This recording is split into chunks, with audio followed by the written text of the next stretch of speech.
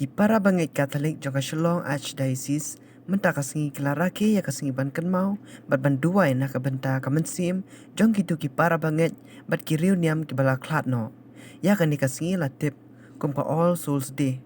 ya kan kasingi la Rakhe da ka ba penlong ya kejing penbenta ya ka mas bakut dau Archbishop Victor Lingdo bat ki katto kat ningot ki Lingdo ha ulum jing tep la umkra jong ka balang Katholik ha Shillong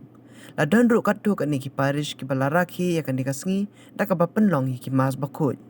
hakabaya dep kalet niam ha ulum jing tep la umkra menta ka kenti klalong ka bakenja namar bagi bor sarkar district administration kelasya tang arngut shiyeng bandon ha kawe ka jing tep Along ki kestan bat imne banyang ilong ki jong kres barbaro ngim long ken rat ilaga chingim mentang im la sha ngileng bat sisim la khang ide ban leng ru mangina ne sla perthei tukadau bonus ken mau yangi ngim long ken rat bleng long ken rat ya ga chingim jongi tukadau bonus ken mau biang station ong karin lenong kabakhasan san puwei san punyau wang ka jing yap nama kata ka dei tang ka jing kela kam dei ka jing duno takada wang ho jing yap padran shei langon ya pa ka jing yap da ka bor ka jing mi pa dong jisu makata ai ngo yo play bo play la job tiao ya ka jing yap ngetip saru ha ka si khau kasi bisya bakhandu kemalong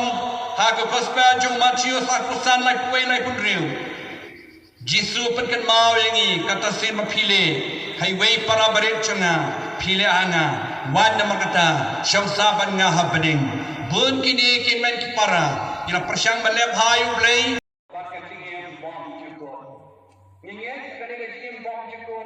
kadang wan haneru menta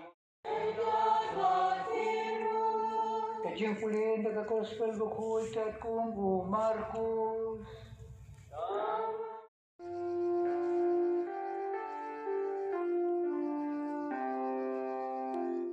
Of our loved ones who have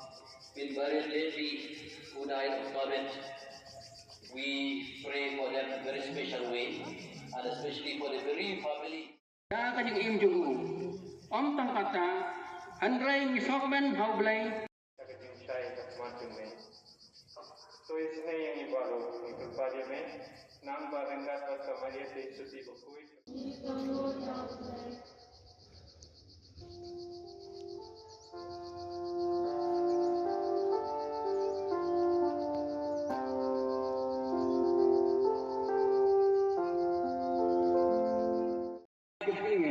Rinciannya